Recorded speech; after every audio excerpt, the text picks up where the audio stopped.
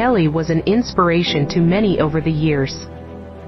A successful musician with many popular hits, his music blazed through the airwaves and shook the halls of popular culture.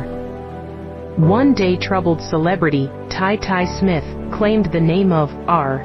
Kelly for himself and began to promote his own music with the same name. In addition, the Marcy Projects Productions, Inc. joined in the collaboration and started to produce music and merchandise all under the name of R. Kelly. R. Kelly felt violated and decided to take legal action against Smith and the production company in order to reclaim what was not rightfully theirs. Through extensive court battles and meticulous evidence collection, the plaintiff was able to succeed in keeping his legacy and name intact. With the ruling in his favor, R. Kelly was able to rest easy. He was now able to keep his legacy and name alive and well, and could now focus on creating more amazing music of his own.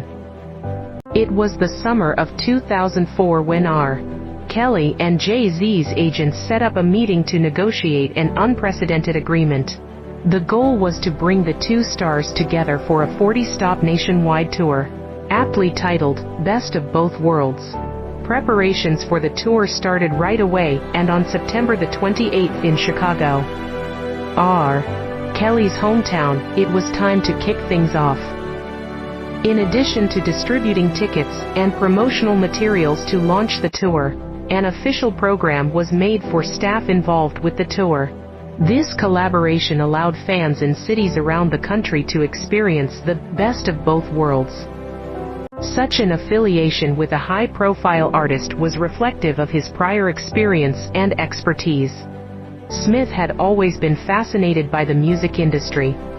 After his initial success working with smaller, local acts, he finally got his big break, joining the touring staff for one of music's biggest stars, J2.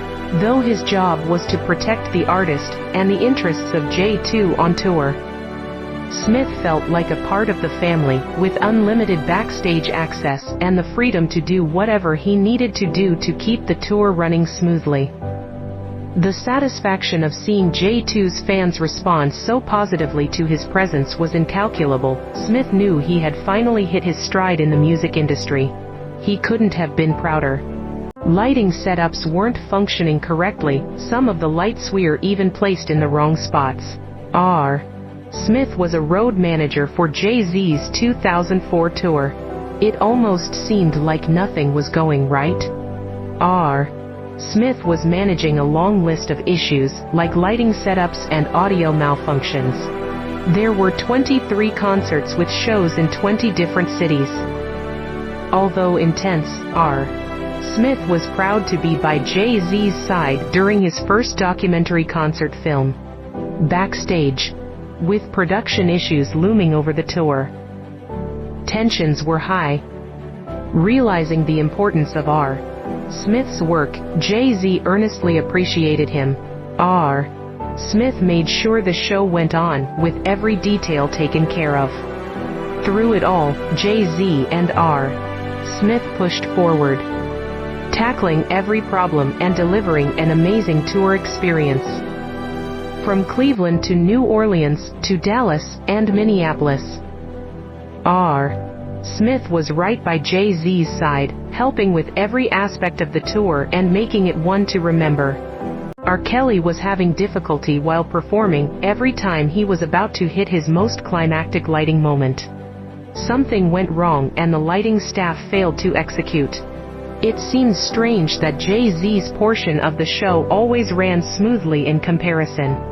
Under careful investigation, it began to come out that Jay-Z's associates were purposefully sabotaging R. Kelly's performances with Jay-Z's silent authorization. It was a shock to the community. Not only had Jay-Z allowed it to continue, he knew all along. In the end, justice was served, but only after R. Kelly's career had already been damaged. R. Kelly first announced to the packed audience, "You haven't seen nothing yet." And after refreshing himself and successfully getting production back on track, R. Kelly later proclaimed, "Now I can give you the real show." Indeed, the second performance of the night demonstrated R. Kelly's full potential, as the audience had the privilege of experiencing R. Kelly's all-time hits as he belted out his soulful signature tunes. This performance marked the triumphant comeback of not only R. Kelly but also of his production team. R. Kelly was still uneasy as he took the stage at Madison Square Garden. He could make out two members of his audience exposing dark objects that appeared to be guns. His heart raced as the audience began to sense the tension in the air. Frightened for himself and the other performers' safety, R. Kelly left the stage briefly. He was relieved to hear of police officers scanning the audience to search for weapons. But he couldn't shake the feeling of unease that still lingered. The police confirmed that not all members of the audience had been searched prior to entry into the garden, providing some relief to R. Kelly. However, he was still concerned that any weapons left unchecked could spell danger for everyone in attendance. Although the police had the situation under control, R. Kelly still couldn't help but worry. Without warning, Smith suddenly and aggressively pushed R. Kelly from behind, causing him to stumble forward. Smith then proceeded to grab onto R. Kelly's arms, physically restraining him from re-entering the stage. At this point, Smith began to rant about R. Kelly's alleged lack of commitment to the performance by verbally disparaging him in an aggressive manner.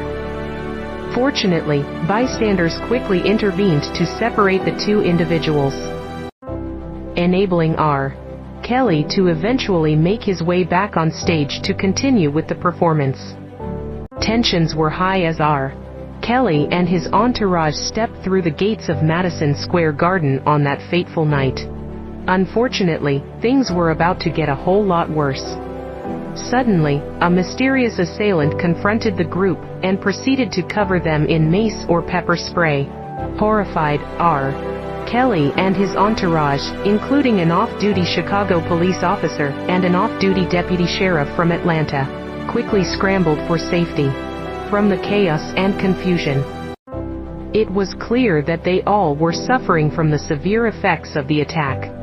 Realizing the dire situation, the venue's staff immediately acted and instructed an ambulance to be called to the scene.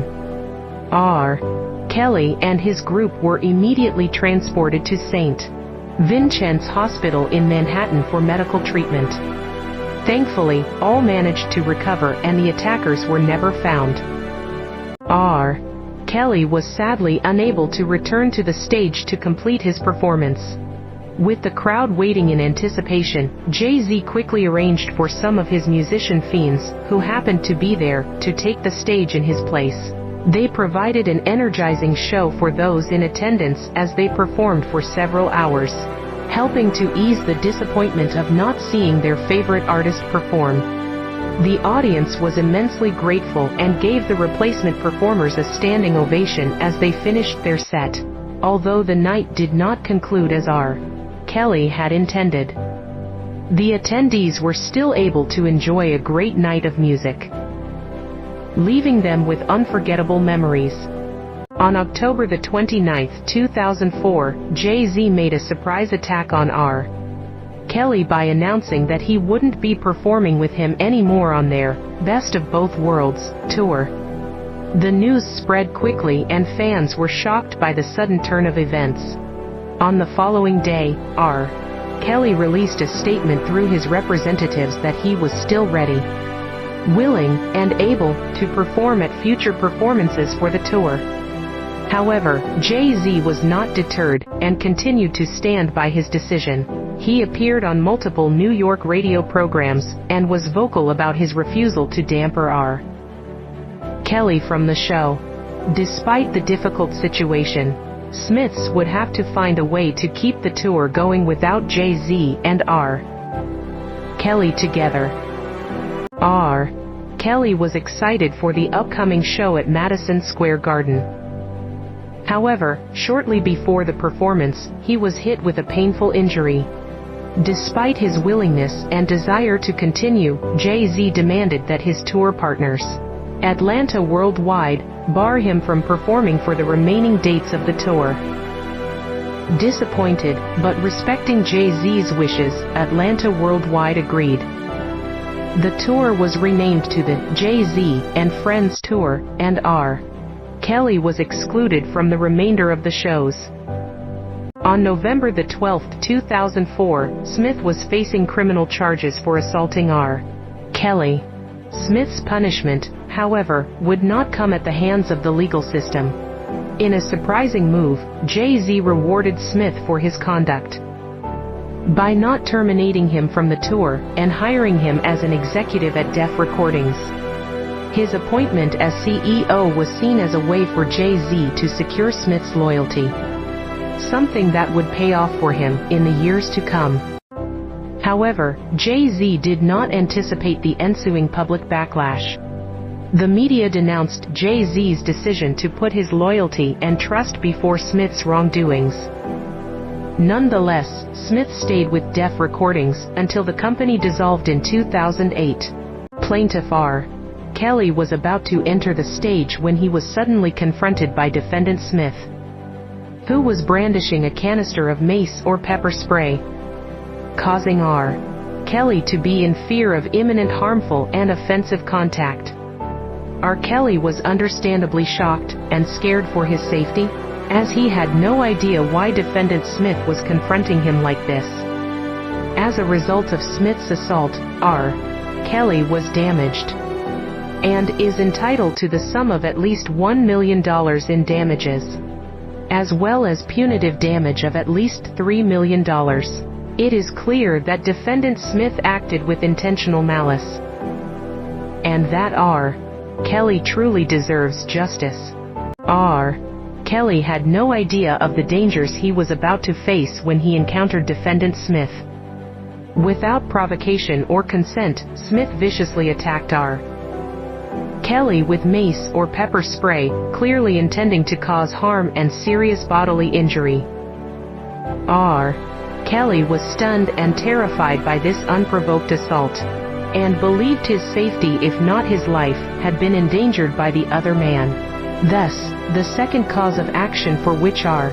Kelly is taking legal action against Smith is for his battery. Jay-Z found himself vicariously liable for Smith's actions. Smith had been entrusted with a position of trust and responsibility, which Jay-Z had completely ignored. His unchecked access to backstage areas of the tour and wide discretion to further and protect his interests had put him at risk of abusing his position. Smith's actions had left R. Kelly unable to continue performing, and so Jay-Z was faced with the consequences of his irresponsibility, unable to deny that Smith's actions were within the scope of his job. Jay-Z was found to be vicariously liable for the assault and battery of R. Kelly.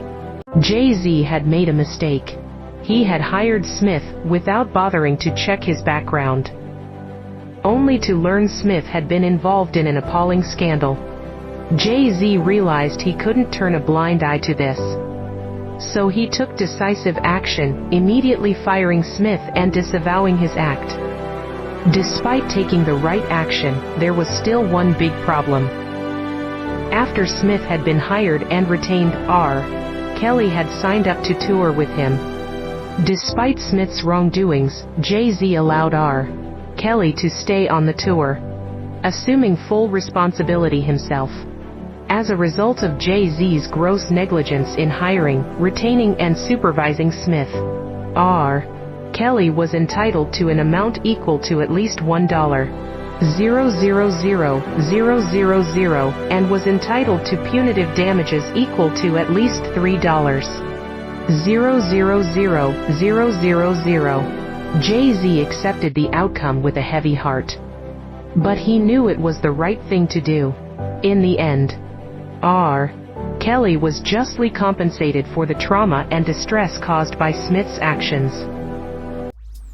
You are watching Diva Divine Light.